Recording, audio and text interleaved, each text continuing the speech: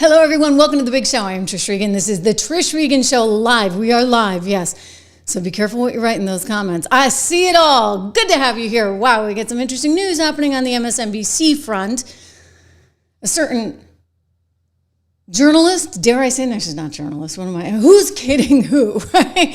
Had something to say that may have revealed the truth, shall we say, about why that network is indeed being spun off via SpinCo. Comcast doesn't want anything to do with it. We're going to talk about that. Plus, we're going to talk about these markets, right, which are so much higher. Have you guys seen this? This is incredible. I got to tell you, just incredible at this moment in time as we watch everything that's happening as the stock market flies. We'll talk about what's going on in China, etc. But first, we have a host on MSNBC actually admitting the truth. Admitting the truth about what that network really is. I mean, you know what it is. I know what it is. But sometimes I feel bad for anybody watching because if you don't have an expansive enough palate, shall I say, when it comes to news gathering, you might actually believe what they're saying, and that would mean you're buying into conspiracy theories and the rest of it. MSNBC really, I think, learning the hard way that its mode of operation there, modus operandi, is actually not beneficial, right, to the overall company. Comcast saying it wants nothing to do with this company. Comcast is like, we're spinning it off. We don't want to have anything to do with them because let's be honest, right? They are not a product worth having anything to do with. That's why they're keeping the NBC News division. That's why they're keeping the streaming division. This is why they're getting rid of cable. Here's Jen Psaki admitting. Jen Psaki, remember her? AKA Peppermint Patty, you know, the one that was at the White House, shilling all the time for Joe Biden. Lying, I should say. She was actually relatively good at it. I mean, KJP, whole other story. She didn't get a gig over at MSNBC. No, KJP. She's now the PR person for the gay parade in New York.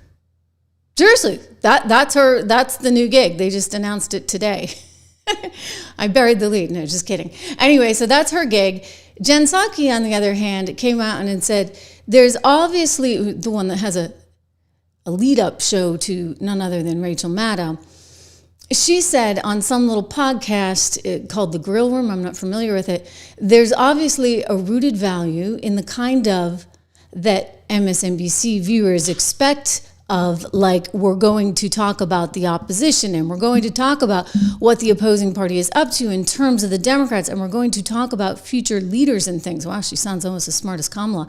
And then she went on to say, here in this little excerpt, that, and we're also going to talk about Trump, and it's typically not going to be positive. Dun-da-da! I know it doesn't seem earth-shattering, because you know that, I know that.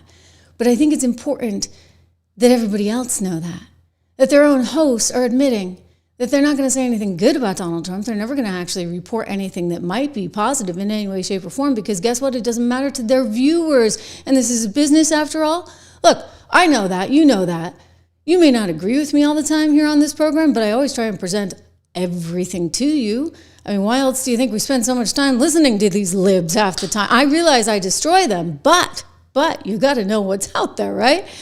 They don't even want to know what's out there. They don't even want to put any Republicans on television, period. And they certainly don't want to say anything positive about one Donald Trump. No, because that might actually be news. And they're not a news program. She says, and I quote again, and we're also going to talk about Trump, and it's typically not going to be positive. I don't think anybody watching expects it to be positive, right? So, okay, now she thinks her viewers are dumb. That's interesting. She thinks anybody who is watching MSNBC is a dummy, and who am I to judge? There's not like a North Star thing written on a card, and everybody does it slightly differently. But I think that's fairly the vibe. In other words, if you want to get a gig there, you got to kind of buy into their agenda and their agenda only, which means you are going to be totally biased, which means you are not going to be presenting the truth in any way, shape, or form.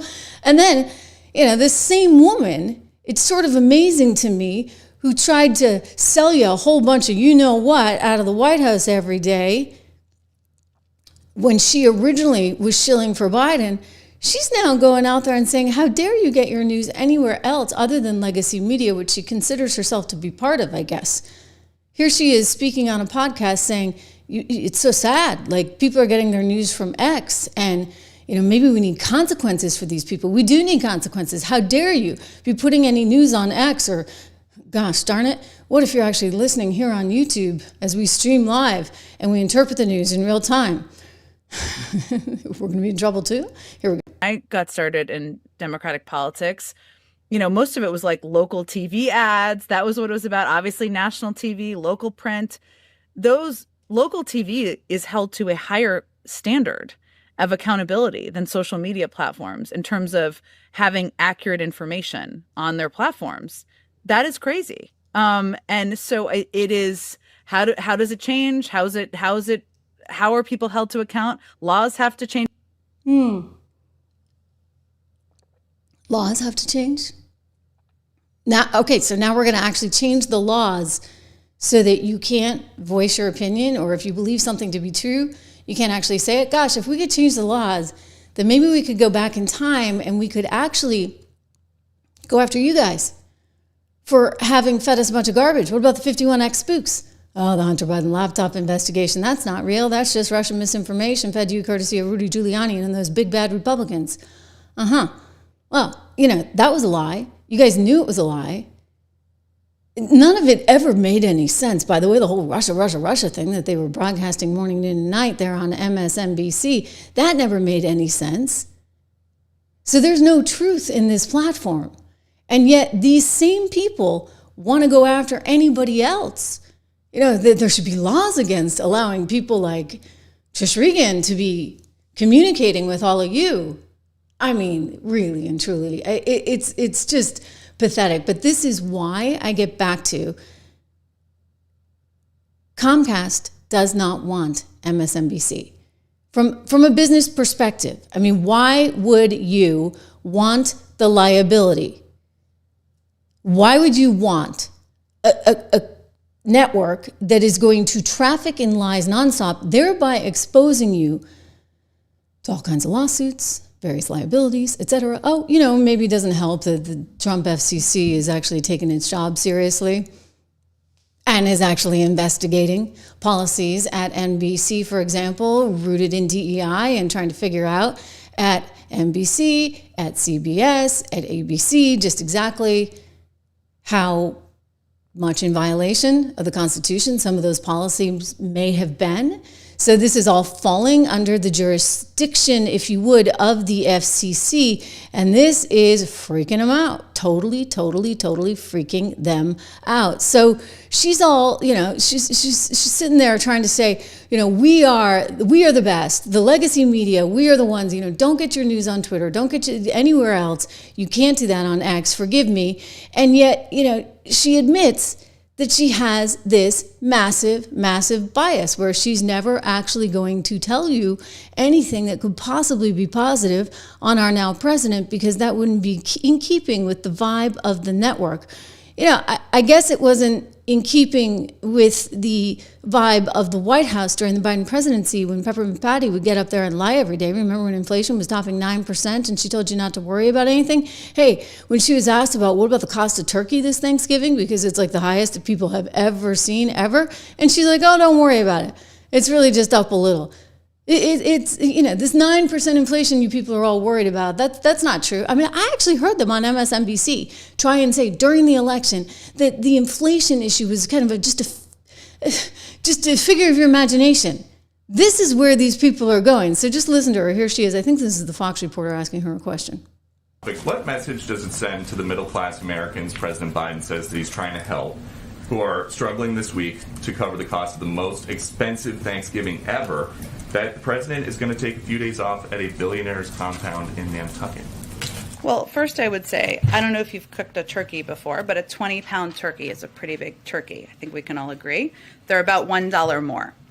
So not to minimize that, any increase in prices is something the president is concerned about, as is evidenced by his announcement today and as his efforts to push forward on additional relief for the American people. But I just want to be clear that there are abundance of turkeys available. They're about $1 more for a 20-pound bird, which is a huge bird if you're feeding a very big family. So in other words, don't worry about it. It's only $1 more. I think the question was really just about inflation. But this woman is a heck of a liar. She really knows how to lie. It's actually kind of impressive. I'll give her that. You know what? I'd be terrible at that job because I just couldn't actually lie when sometimes they do need you to quote unquote spin, right? That's why they call it the spin room, because I just can't spin. I can only sort of see what's true and what should be reported. But, remember who they are. They're the people that wanted you to believe that this was the best Biden ever. I mean, hey, you listen to Joe Scarborough. It was the best Biden ever that he's ever seen in his life, that Mika's ever seen in her life, for goodness sakes. The morning duo, husband and wife, trying to reassure America that Biden had it going on when he didn't. But comparing that guy's mental state, I've said it for years now, he's cogent. Mm-hmm. But I undersold him when I said he was cogent. He's far beyond cogent. In fact, I think he's better than he's ever been. Intellectually, analytically, because he's been around for 50 years. And, I don't know if people know this or not, Biden used to be a hothead. Sometimes that Irishman would get in front of the reasoning. Sometimes he would say things he didn't want to say. This is, and I don't really, I don't really care. Start your tape right now, because I'm about to tell you the truth. And F you if you can't handle the truth. This version of Biden, intellectually, analytically, is the best Biden ever. Not a close second. And I've known him for years. The Brzezinskis have known him for 50 years. If it weren't the truth, I wouldn't say it. And you... I mean, that's good, right? You got to admit that is good. And we should play that more often because it reminds you of how they just lie through their teeth over there on MSNBC. And it reminds you of why Comcast does not want to have anything to do with this company. Because they know that they tell lies. They admit that they tell lies. Jen Psaki just did right on this little podcast that nobody's going to actually report on except for perhaps yours truly, because guess what? This is important to understand their bias. Sure, I've got a bias too. You know what my bias is? I want what's best for the American economy. I want what's best for the American stock market. I want what's best for American jobs. I want what's best for America's future. And that includes safety, security, and understanding that, yeah, borders really are a thing. So my biases are quite simple, ladies and gentlemen. Their biases? Wow, that's a whole other thing. I mean, maybe there's some USAID stuff involved in that. I don't know. I can't explain this.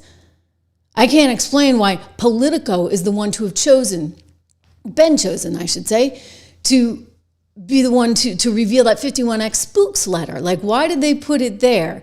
There are certain biases, if you would, at MSNBC, and this is going to make it beneficial for Comcast shareholders to be rid of the thing, right? Once and for all, you spin it off in SpinCo, and guess what? You kill two birds with one stone, because now you know the future streaming. You don't have to deal with this legacy, boring, awful business anymore. I say boring in that it's not going to make you money, it's not growing.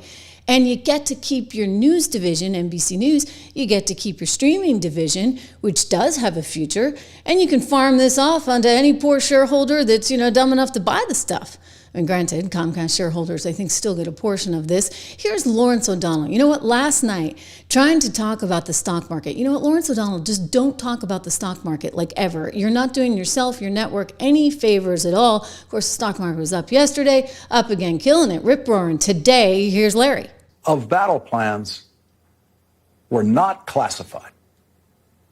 There was a time when a Secretary of Defense getting caught leaking sensitive information could have, among other things, rocked the stock market and sent it into a downward spiral. But the stock market has no time to worry about an unqualified and incompetent Secretary of Defense who may or may not have stopped drinking when Donald Trump is directly destroying the stock market in bursts of economic policy dementia that have created the most uncertainty the American economy has ever seen. And I mean ever seen, because the uncertainty is based entirely on what will one person's whims be tomorrow or the next day, or the next week, or the next month.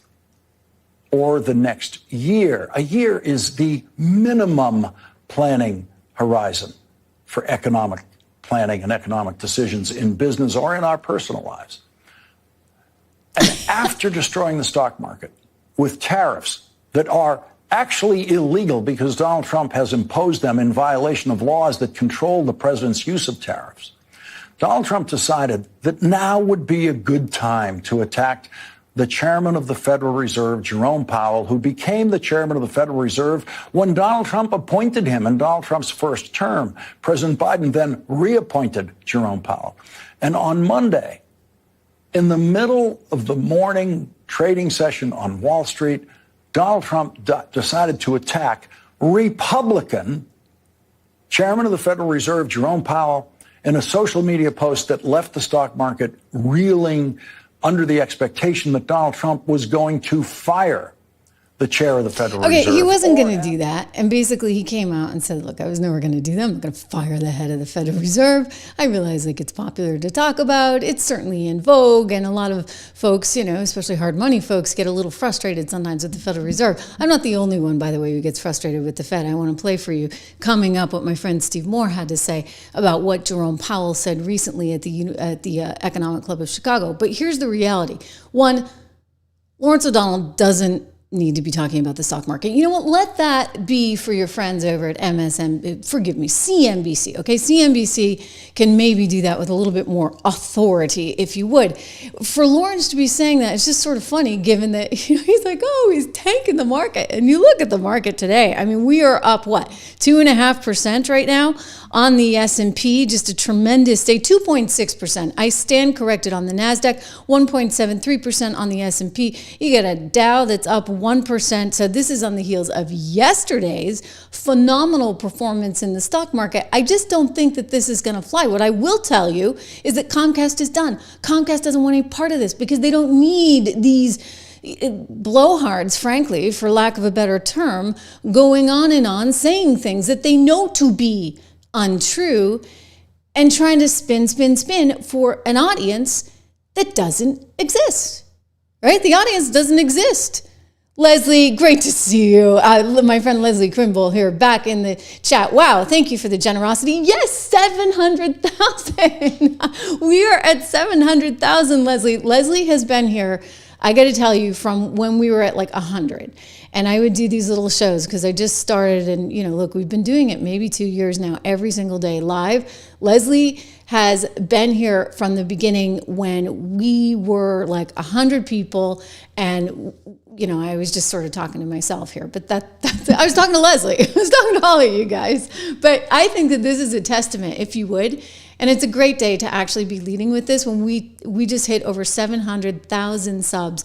This is no marketing.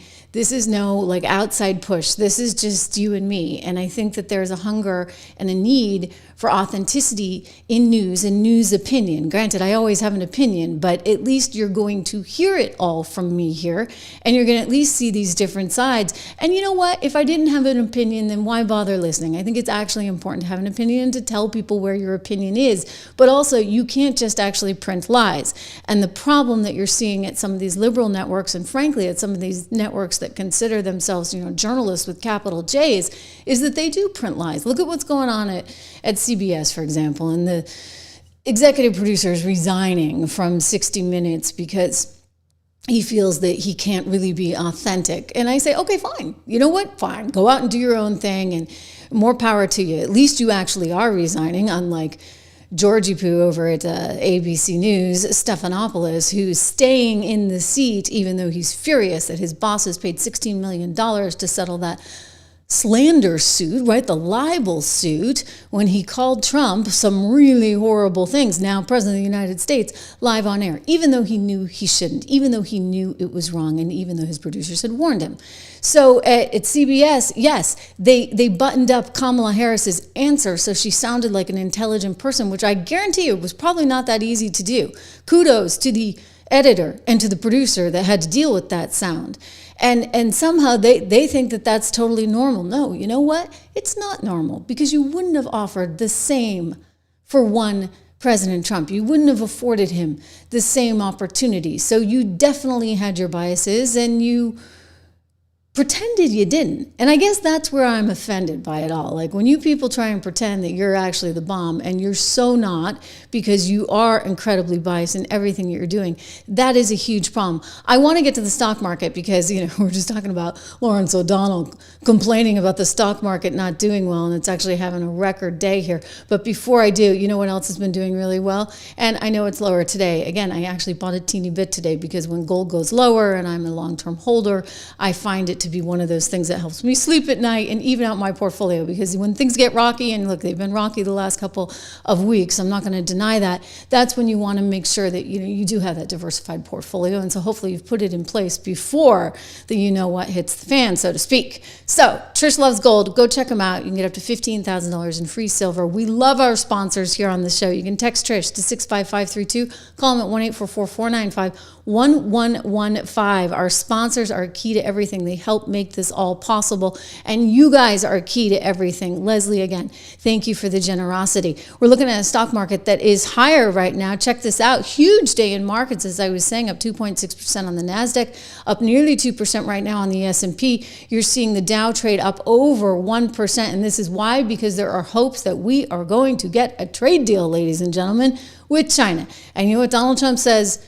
Be aware, China, we'll get a deal with them, but be aware, China's not going to take advantage of the U.S. any longer. No siree. They all want to be involved with America, and we have a lot of action going on. We're making a lot of money, this country. This country is not going to be losing money on trade anymore. We were losing $2 trillion a year on trade. Now we're going to be making money, a lot of money. So that's very good. Every country wants to partake, even countries that have ripped us off for many, many years. China is an example, but it's not just China. European Union, they ripped us off for many, many years, and those days are over. We're going to make a lot of money for our people. We'll be able to lower taxes substantially, and we're going to be proud of ourselves. They're not going to be a laughing stock that got taken advantage of by virtually every country in the world. Yeah, like every country in the world. So a lot of what Donald Trump has been getting at throughout these trade agreements is this idea that, you can't put tariffs on us when we don't put any tariffs on you. Like what's fair is fair, right? And so he came out of the gate with a very aggressive plan, like very, very aggressive plan. So aggressive that a lot of people were like, wait a second, why are there tariffs on Switzerland? Switzerland has zero on us. And they were looking at, they had Peter Navarro in there, and he was looking at trade deficits and perhaps in some ways conflating them with trade with actual tariffs. And you kind of need to kind of look at both sides of the equation, let me just say. But here we are now actually getting to a very good place. And I think it's because of that enthusiasm and determination of this president of the United States, combined with the savviness of his economic team, consider Treasury Secretary Scott Bessent, and we're getting something done here. Here's Donald Trump talking about, China's going to get a fair deal. It's not like we're trying to rob China, but we want fairness all around for every single one of us. Here we go. Clarify, Mr. President, on China. Are you thinking about lowering their tariffs? Fair deal with China. It's going to be fair. Are you talking to them actively now? Actively. Everything's active. Everybody wants to be a part of what we're doing. They know that they can't get away with it any longer, but they're still going to do fine. And we're going to have a country that you can be proud of, not a laughing stock all over the world for many years. In 1913, they traded to the income tax system. We used to be all tariff, and we had no income tax, and we had the wealthiest country we've ever had proportionately from about 1870 to 1913. It was all tariffs, and we had more money than anybody. They had committees how to spend the money. They had so much money they didn't know how to spend. Then some brilliant person said, let's go income tax. Let's let the people pay. Now, we're going to be able to substantially lower taxes when this is finished. And that's what he wants to do. Don't forget, those Trump tax cuts, they need to be able to continue them. You have a lot of people saying we're going to get rid of them altogether because we can't afford it. And I think part of his methodology here is let's make sure that we get some trade deals in place so that we have a way to replace some of this income, and then we can lower taxes. And hey, then we're off to the races, right? Anyway, I will tell you this, Powell, Chris, thank you for the generosity, much appreciated. I get a kick out of it. We need to turn the chat green, Trish. Oh, you're so funny. Thank you so much. Yeah, we need to turn it green. We're at 700K, so hey, we got more people coming in every day. Thank you for the generosity, much appreciated. We've got a Federal Reserve chief that, for whatever reason, kind of went out over his skis in Chicago the other day.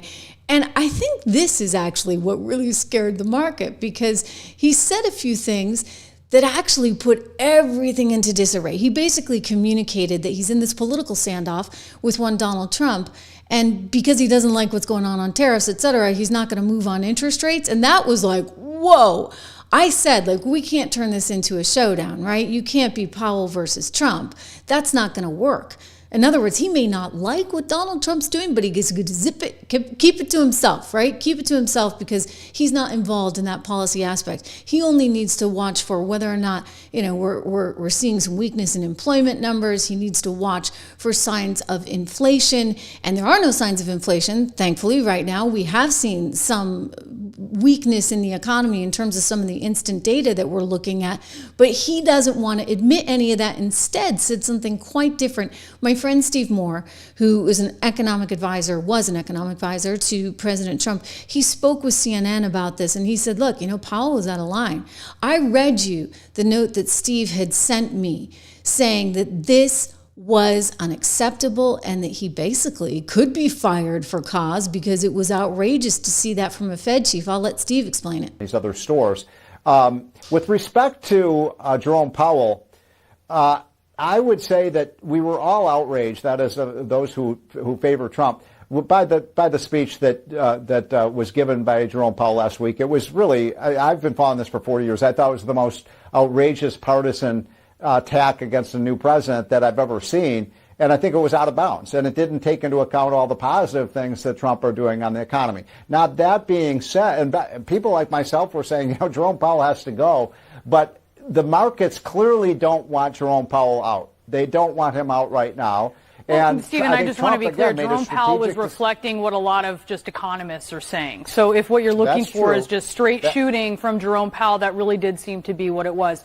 Separately, I want to ask you about the Treasury Secretary Bessent saying let me push you back. Hold on, let me make a point about this. Okay, that's a fair point. A lot of the economists and a lot of the businesses were saying, these policies were harmful. But my God, I mean, Joe Biden came in and spent $5 trillion, sent inflation up to 25% increase in prices. Jerome Powell never made that kind of speech against in fact, he accommodated Biden's policies. So I think that's something that really angered us. I mean, I challenge you to find anything that Jerome Powell ever said criticizing Biden's reckless policies.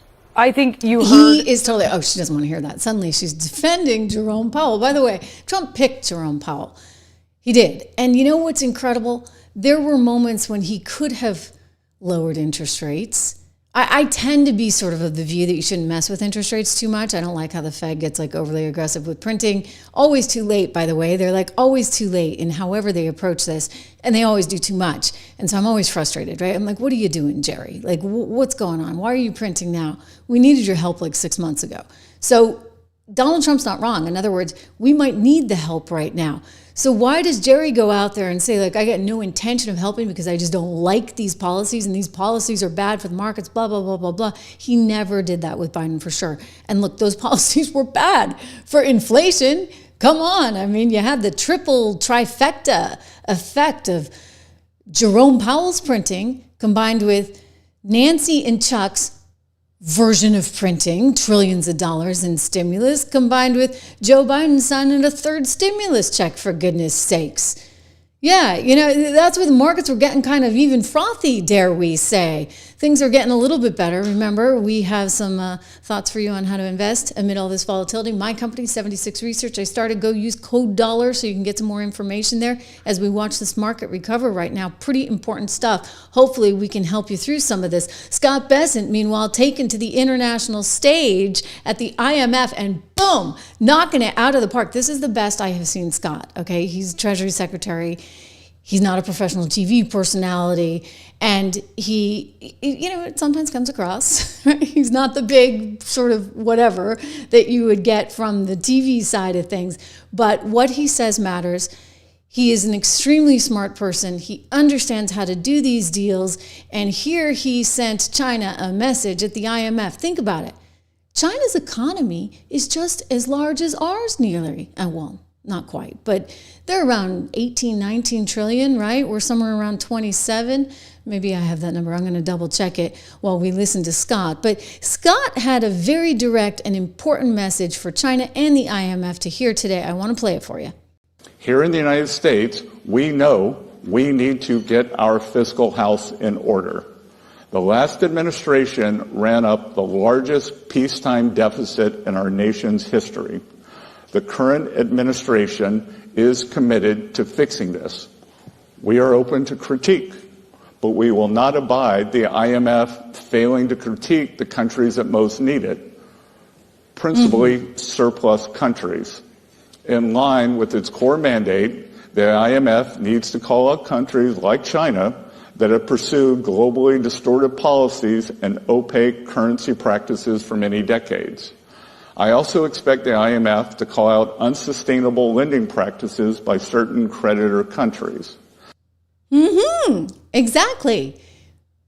By certain creditor countries, he does mean China. Okay, so China, has some funny things that it does. I do want to point out my numbers were, I think, a year or two old. 2025 numbers, U.S. is looking to have GDP of roughly around $30 trillion versus China coming in at almost 20 trillion. So that's far larger. That's like 5 times larger than the third largest economy in the world, which belongs to Germany at nearly $5 trillion. So yes, we are by far the largest. It's why we matter. It's why we have this kind of weight and sway, if you would, on the international stage when it comes to these trade deals. But China's like a big boy now, and they need to put on their big boy pants, because guess what? You can't get away with all that emerging market developing nation stuff anymore, China. You've actually become the second largest economy in the world. So you got to play by the rules. Thank you very much. And Bessent making it clear. Watch. Going forward, the bank must set firm graduation timelines for countries that have long since met the graduation criteria. Treating China, the second largest country in the world, as a developing country is absurd. Thank you. It is absurd. Totally absurd. In other words, I remember, I did this story. It might have been at Fox a number of years ago, and they had this like ozone hole layer thing going on, and everybody was worked up, because we have to watch out for the ozone layer, and I get it. Whatever. There was this one little area in China that wasn't doing anything to watch out for the ozone layer. And the excuse is, we're a developing nation. Maybe we get to run coal plants and this, that, and the other because we're a developing nation. Well, I think you guys are pretty developed. You're the second largest economy in the world. Congrats to you. But that means it's time to shore things up. And, the currency manipulation, which they are the masters of. Look, I know we print too, everybody prints, whatever, but they are really and truly the masters of for currency manipulation and intellectual property theft, you name it. They have put us at a disadvantage. And I think the time has come when all that needs to change, and it is changing, and that's good news. Not such good news, here we go, for Klaus Schwab. This is unbelievable. Did you guys see this story? He's accused of, I don't know, like when you're talking about massages, for goodness sakes. I was like, wait, what is he accused of? It was misappropriating funds, and he resigned from the World Economic Forum. They had the big shindig in Switzerland, Davos, Switzerland every year, where they set the whole agenda, and they were really, really into climate change, et cetera. We have to give developing nations a pass. Well, Klaus Schwab is now being accused of some kind of sketchy stuff. Now, in fairness to Klaus, these are apparently anonymous accusations. There was an anonymous sort of whistleblower account that was sent to the WEF suggesting that he did some funny stuff with the books, shall we say, and was running this as like a personal piggy bank. But like I said, when you get to massages, man, oh man, like, so this letter, again, it's anonymous, but they're investigating it, and he resigned as a result of it, is alleging that Klaus Schwab asked junior employees to withdraw thousands of dollars from ATMs on his behalf. Well, that's weird. Right? Like, who's running around? You know, they're all upset about Kristi Noem and her $3,000 that she had in her handbag that got stolen, which totally another story that we should cover. I'm wondering about that one, because how the heck do you have your whole security team there, and you're out in a social environment, and the whole like detail for the security, the Secret Service is around you, and somehow somebody makes off with your purse? It's a little weird, just saying. So they're all worked up about her $3,000 that she was apparently giving out to her family for Easter presents. And I would just say, you're running the Davos, Switzerland operation. Like, what are you doing getting cash out of ATMs from your employees? I mean, wow. Okay, so there's that. And then allegedly he used forum funds to pay for private in-room massages at hotels.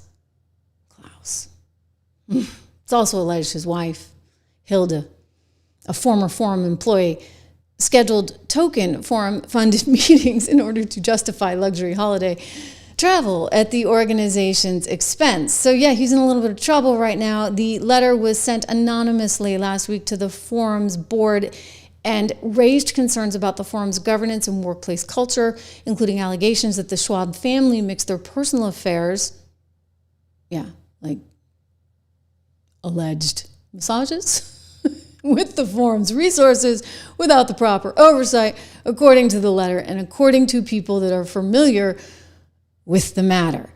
So this was reported as an exclusive in the Wall Street Journal, and now Klaus is under investigation, even though he left, because what was he doing with all that cash and all those massages, right? This is probably not going to end well. I'm just saying. For Klaus. But here's another thing. You know, we've just been talking about China and how China has to put its big boy pants on, and China has to like step up and become a developed country now because it's the second largest economy in the world. But you know, we don't really like the way China does business. That's very clear, right? That's partly why we're dealing with these trade negotiations right now. We don't like the way they do business. This is a communist nation that runs some kind of capitalist enterprise. That is not a formula that we want to replicate on any kind of global scale. But don't tell Klaus that. So when Klaus sat down with Chinese television, communist television, he sat there and like flattered them to death, saying somehow that we needed to create the China model for the rest of the world. Are you kidding me? So we have to define how the world should look like, which we want to come out of this transformation period. I respect China's achievements, which are tremendous over the last over 40 years. I think it's a role model for many countries, but I think also we should leave it to each country to make its own decision what system it wants to adopt. And I think we should be very careful in imposing systems. But the Chinese model is certainly a very attractive model for quite a number of countries. An attractive model, a role model for other countries. What was that about? Was he ever trying to have his cake and eat it too? Right? Was he trying to like flatter China while simultaneously saying something else? I don't know. I'm going to take it at face value. You think that China's a role model for the rest of the world? I don't think so. I'm still not over the fact that the other day, Donald Trump announces these tariffs, and China's like, oh, you know, we're coming back with this, that, and the other, and it gets kind of testy. And what does Europe do?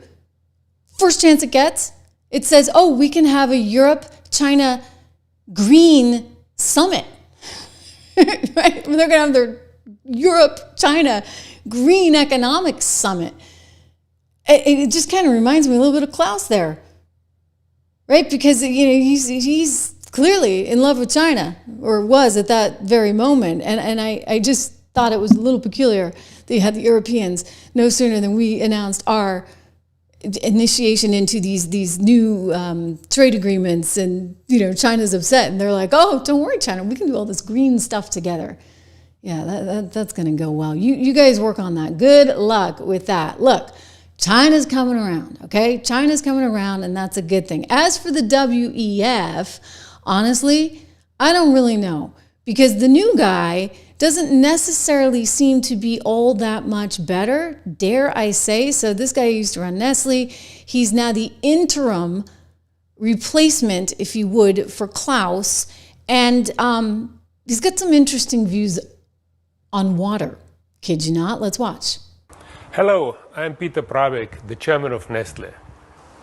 There are apparently some misconceptions about my ideas on water. Let me make it clear from the beginning. I have always supported the human right to water. Everyone should have enough clean, safe water to meet their fundamental daily needs. About 50 to 100 liters per day. But not to fill a pool or wash a car. There is a difference.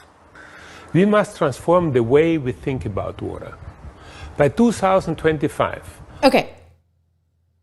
Did I hear what I think I heard? You can't have a pool. You can't. Excuse me? Now, maybe I'm misinterpreting it.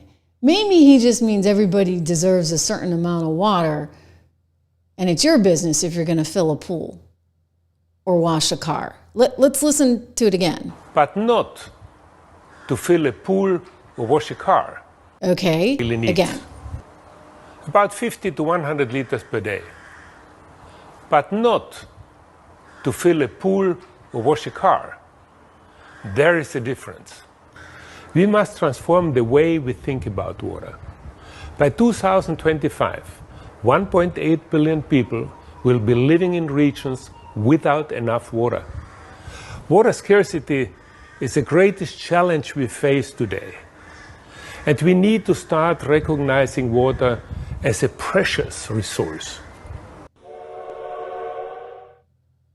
Meaning, you can't fill your pool. You can't wash your car? I don't know. I want to think that I've taken him out of context. I really do, guys. But I also know it's the WEF. And they have their own history of you know what with all this climate stuff. And it's Europe, after all.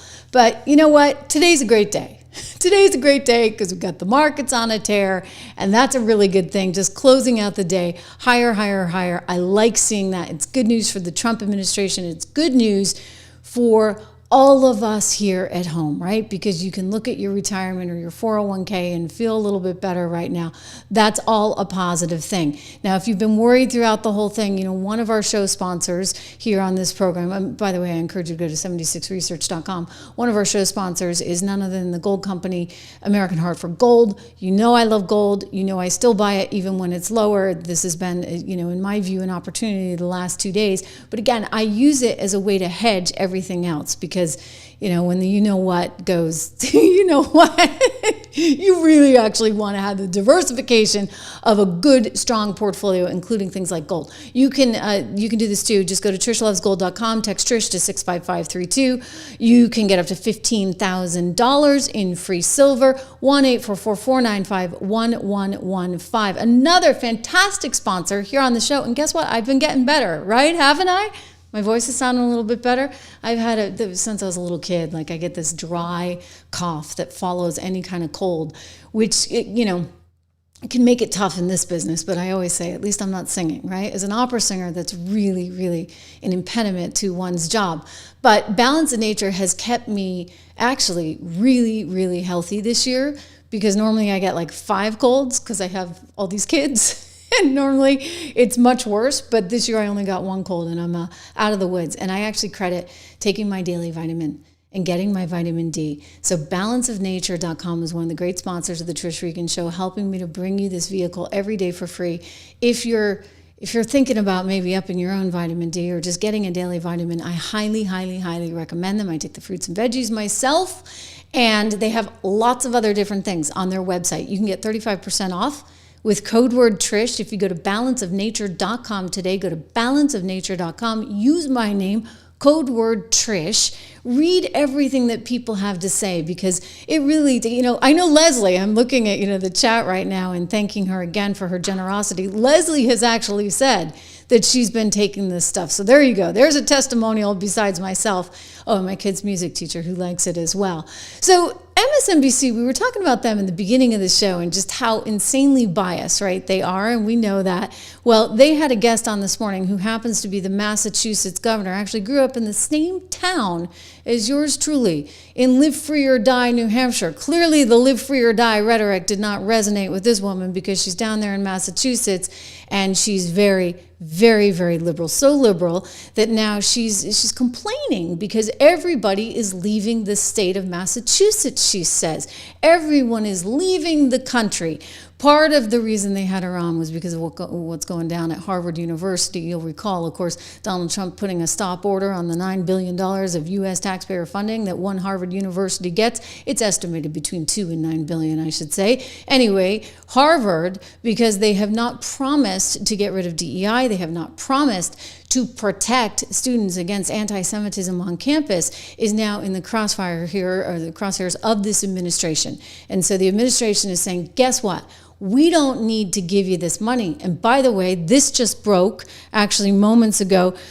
Donald Trump's administration is not only saying we don't need to give you any money, but we actually can take this a step further and remove your accreditation. So you will no longer be an accredited school, thereby not allowing students to have access to, say, federal funding, Perkins loans, et cetera, that they might be able to use, or loans in general, right, that the government provides to go to these schools. So this is turning into a big uproar. I think it's kind of fair of him to say, look, I want to make sure that you can enforce the Constitution and make sure that there's no anti-Semitism on campus. I want to make sure that you're enforcing the Constitution and being fair and equitable to all students. But the governor of Massachusetts feels a little differently. Let's listen to her and we can talk about it. Well, this is bigger than Harvard, and I stand with Harvard. I support what they are doing. It is very, very important that Harvard file that suit and stand up to the bully that Trump is. But let me tell you how it's playing out, because it's not just at Harvard. It's attacks on colleges and universities, on research institutions across Massachusetts, across this country. Mm-hmm. And here are the consequences right now. So already, I was on the campus of UMass Medical just last week. Because of Donald Trump's cuts, they've had to lay off 200 faculty members. They've had to rescind offers to 80 graduate students. Mika, these are scientists, okay? These are people who are discovering and working on life-saving cures for cancer, Alzheimer's, ALS, you name it. And all of that is being shut down. Here's what also is happening, which Americans need to know. The ones benefiting from Donald Trump's misguided attacks on our universities and on research are benefiting China. China is recruiting right now on our campuses all those scientists and faculty members and students who've been laid off or had their offers rescinded and say, come to China, we'll build you that lab, we'll give you staff. So for a president who is about America first, he's making America last, he's making us weaker, he's making us less competitive, and it breaks my heart. It breaks my heart to know that patients will suffer. They're already suffering, Mika, because we've had clinical trials shut down as a result of his dismantling of NIH funding, and that's compounded now by his effort to attack universities, and compounded by the attacks on our foreign students, right? He's scaring, for a guy who wants to reshore American talent, right? I mean, he is driving everyone, including American students and faculty members, out of this country because they want to be able to do their research somewhere. So this is a very dangerous situation, totally destabilizing, and it's really pointing America in the wrong direction. Okay. Is everyone really leaving the country, or is that just Rosie O'Donnell and Ellen DeGeneres? Oh yeah, I'm going to get to that in a second because we have a few things to say about them. But here's the thing, like, she's going on, okay, he's getting everybody out of the country, like this is a big problem. I actually think that what is happening is a fundamental shift. Think about the liberalism in academia, if you would. Like, you couldn't actually be a conservative and have any kind of real role there at Harvard University. I mean, that is you're not going to make tenure. You think you're going to make tenure as a professor if you actually, believe in capitalism, dare I say? You have all of these people that think alike and that want to be able to use the law to take down Donald Trump, to take down conservatives, to take down speech, except when it behooves them, right? Then they flip it around and suddenly, okay, now, this is all about First Amendment. No, you don't have a First Amendment right to discriminate against kids with the anti-Semitic behavior that we have seen on these college campuses to make them not feel safe. And by the way, don't take my word for it. Look what they had to do at Columbia University last spring. They had to shut down classes. Look what they had to do with Columbia's graduation. They had to kill the graduation. Why? Because nobody was safe. I'm sorry, you've lost me at that point, okay? Like, people deserve the right to be able to go to an academic place, exchange ideas freely, and that's not being allowed. It's not being allowed. So Donald Trump's like, you know what? I'm going to put my foot down. We're going to change this. And we're not going to have this kind of insane liberalism that is not beneficial to our country at all, nor beneficial to this generation of students. We got to get rid of it. So take it or leave it. I'm sorry. Like, this is the new world order. This is what you guys were afraid about? I'm sorry, because we actually want to put America first. You're worried that everybody's leaving the country? I don't think so. I think it's just Ellen and Rosie, okay? Fine. Good riddance. Ellen and Rosie. Rosie O'Donnell sharing new details of her life going on, CNN to talk about how wonderful life is overseas. By the way, I guarantee it probably is. I mean, Ireland is a fantastic, fabulous place. They have one of the highest per capita incomes in the entire world, higher than the U.S. actually. And everybody's super duper nice. Like, it's one of the most chill places I've ever been. I spend a lot of time there. I have family there. I think it's fantastic, okay? So I'm happy, Rosie, that you are happy in Ireland. That is great. Most people would be happy in Ireland. It was a very happy, very nice place. But what's interesting about it is that this is all so politically motivated, right? So here she is going on to CNN, doing a little interview. I'll show you an excerpt, and then we'll talk about what she had to say about none other than one Ellen DeGeneres, who also left. In her case, it was actually for the UK, not for Ireland. Let's watch. Of battle plans were not classified. Actually, oopsie, that was poor Larry. Lawrence O'Donnell, you don't want to hear him anymore, right? Trying to tell us that the market was just going to be a mess. You see, I got my O'Donnells confused. We Irish, apparently we're all over the media. Anyway, here she is talking about how she moved to Ireland and it was the greatest thing in the world, because now she's away from Trump. I would just say, this is not cool. This is just not cool. Because she's politicized it so much. Here we go. I have no regrets. Not a day has gone by that I thought it was the wrong decision. I was welcomed with open arms. I knew after reading Project 2025 that if Trump got in, it was time for me and my non-binary child to leave the country. And although I was not one of the celebrities who announced that that's what I would do, I made the decision within my family and my therapist, and should he win, and then when he did, we made the plan into action, and we were gone before he was inaugurated. I'm glad the therapist was involved. Apparently, she just couldn't emotionally handle it if Donald Trump were president, which he now is. I mean, the scary thing about this, you guys, is that she's not the only one, right? There are a lot of people that emotionally can't handle it. I mean, 2016, it blew me away. All the divorces that were happening because of Trump. I mean, come on. That's when you know the media has taken it too far. That's when you know perhaps you're consuming a little too much of it. You're consuming what Jen Psaki told us, as we talked about in the beginning of the show, knows to not entirely be truthful, but only a particular bias and viewpoint.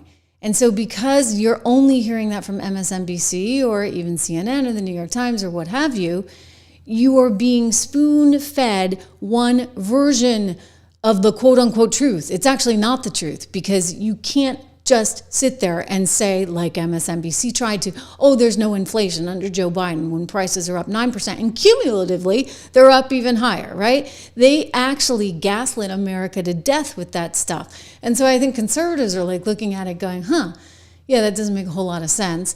Liberals, on the other hand, liberals were freaking out to the point where now you have some, like Ellen and Rosie, leaving the country. So she also talked about Ellen and Ellen DeGeneres' move to leave the country. And this I found kind of interesting, if you would, because she's saying that she's sort of surprised by that. So I'm going to quote here from the New York Post, who writes, last month, O'Donnell revealed that she and her child were in the process of obtaining their Irish citizenship following their transatlantic move. So that's the thinking, right? She's going to move perhaps permanently. I don't know. Is she going to give up her U.S. citizenship? I doubt it. Anyway, her move followed closely that of fellow comedian Ellen DeGeneres, who set up camp permanently in the Cotswolds in England with her wife, Portia de Rossi. It's kind of interesting. You know, the UK court came out just the other day and actually ruled that a woman, for the sake of the law, is somebody who was born biologically a woman. Oh yeah, that's the UK court. So, you know, good luck with all that, Ellen.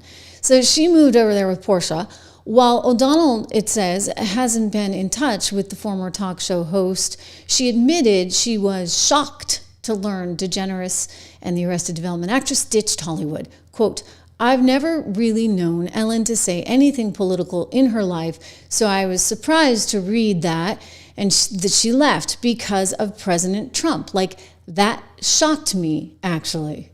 Really? Do you think it was because of President Trump? Or do you think it was because of all that Diddy stuff? Remember, we've talked about that. We should probably link to one of those Diddy videos. But she was quite tight with one Diddy, and so tight that she called him something McStuffings on Twitter. She went to some of those parties, and there are allegations out there, or reports or rumors that, you know, maybe she knows a little bit more than she should, and maybe that's why she had to get out.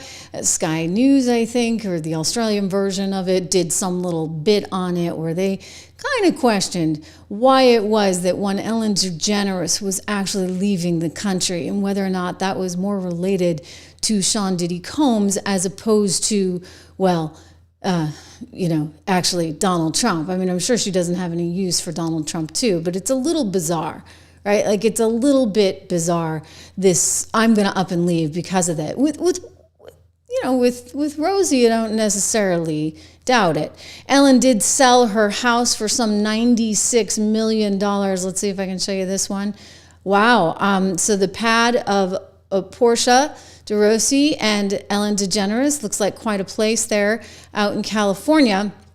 That went for $96 million. So, you know, I wonder if she had to pay half in taxes. You know, when you leave the country, this is kind of like you can check in, but you can't check out. Maybe they ought to remind the migrants of that.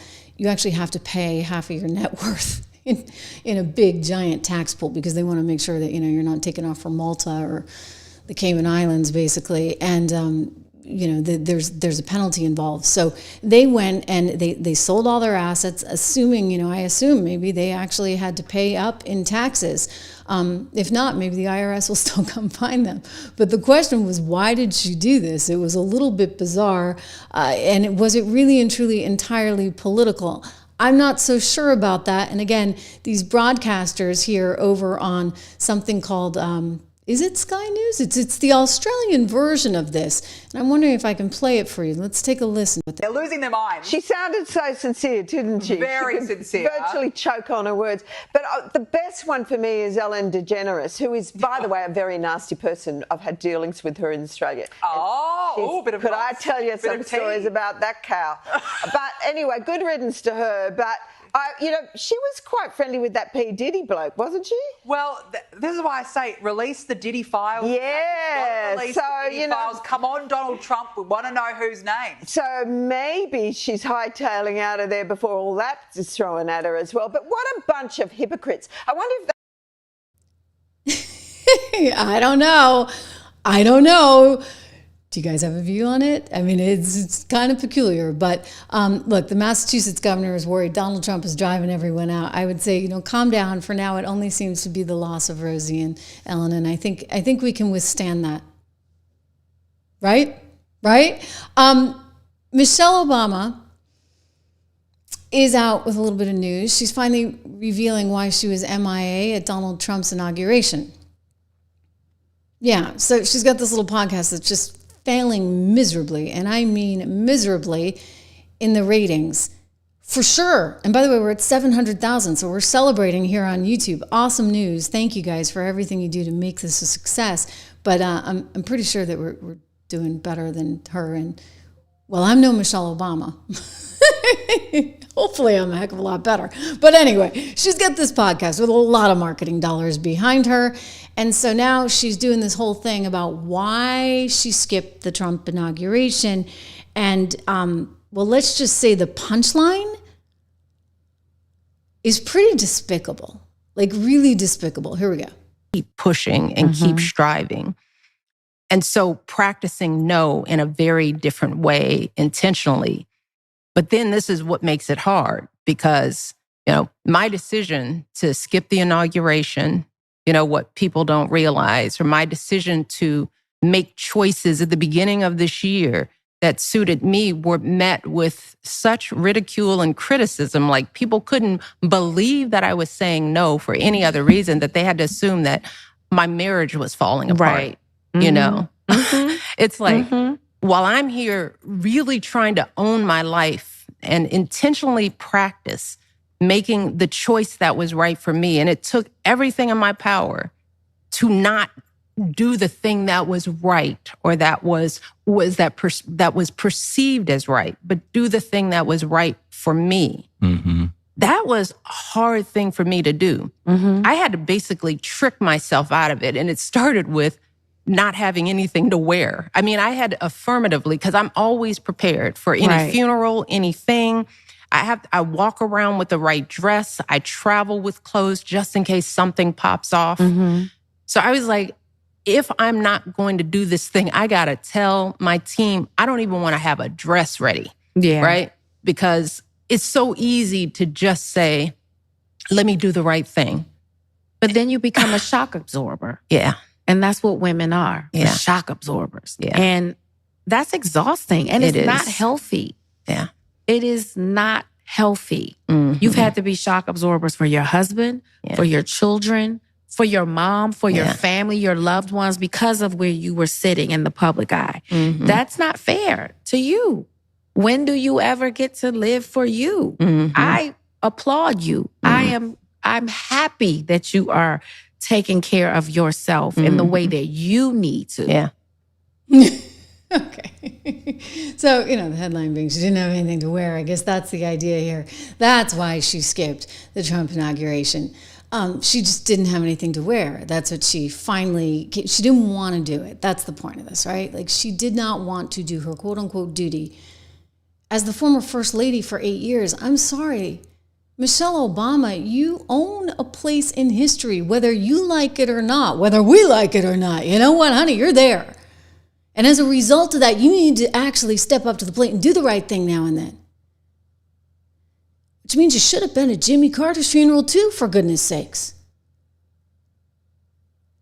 And you shouldn't get so partisan as to say you're not going to show up at an inauguration for the 45th president of the United States. I mean, wow, right? Wow. There's something really fundamentally wrong with somebody thinking that they can turn off all responsibility. That's what she is. I heard years ago from an agent that was at William Morris. She was coming in for some meeting, and this was like really a long time ago. This is probably before she left the White House. Actually, it was way, way, way before that. Way before that, because she was still in the White House. Maybe he was running for a second term. I'm just trying to put the numbers in order in my head. And I had heard from an agent there that she had come in to meet with them at William Morris. And the upshot of it was they learned she did not want to work very hard. And that kind of told me a lot way back when. So I was sort of surprised, she got this podcast. She doesn't think you're going to work very hard. I guess not. They just, shoot the why. They talk about living this moral high ground. There on the Michelle Obama show, she brings in her friends. There's no real production or thought about anything really. And she's certainly not trying to encourage people to take responsibility for themselves or their families or, I don't know, the country, history, the fact that you were there. She doesn't care about that. Is she lazy? I don't know. That was the rap on her back at the agency. She was lazy. She was lazy and she didn't want to do stuff, so they couldn't really find her a gig. Maybe they could get her a book, right? Because somebody else could write it. She didn't want to have to do much. And clearly, she still does not want to have to do much. She didn't want to show up for Jimmy's funeral. I'm sorry, he's like kind of, the messiah of the Democrat Party, for goodness sakes. That was one you kind of needed to go to, and nor did she want to show up for part of history, despite the fact that she's part of it for 8 years for the inauguration of one President Trump. It's just wrong. Michelle Obama is not doing her measly little 2,000 viewers over there on that show. I mean, you're going to see, she doesn't count you guys as a viewer, I'm guessing. But, her fans that are watching this show, she's not doing them any favors, because the message should be, you know what? Sometimes you got to suck it up and you got to do crap that you do not want to do. You know why? Because you owe it to your family. You owe it to society. You owe it to the country. It's not all about you, Michelle. It's really not. Sometimes it's bigger than you.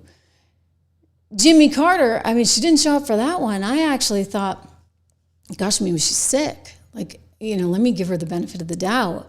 The poor woman may have an illness.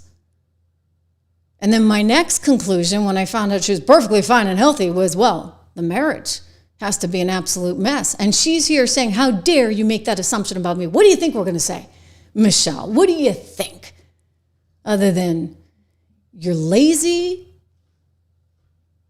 you're all about you, or your marriage is broken. I guess you're just lazy and it's all about you.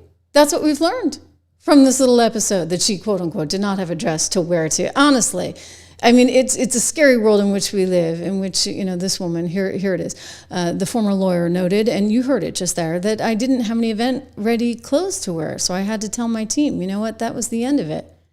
Give me a break. You know what? American values are all about hard work and perseverance and being willing to just get up and suck it up every single day. Leslie, you've been here with me back when we had 100 viewers. I'm looking at her note right there. David, you were one of the first as well. Thank you for your generosity. That is really, really, really sweet. I appreciate it so much, you guys. Mostly I appreciate that you have helped create this community, because it's not easy, right? We've done this together, and guess what? I've done it here, barely knowing how to work half this equipment. Leslie would be like, sound's not working today, sound's not working. Anyway, the reality is sometimes you do things in life because it's what you need to do. And the value of that and the value of perseverance and hard work, that should never be underestimated. Nobody's going to give you anything. That's not the American way. We work for it, we earn it, and we love the process. Thank you so much for helping us get to this 700,000 subs achievement. We're beating Michelle. I will see you back here live again tomorrow for another round.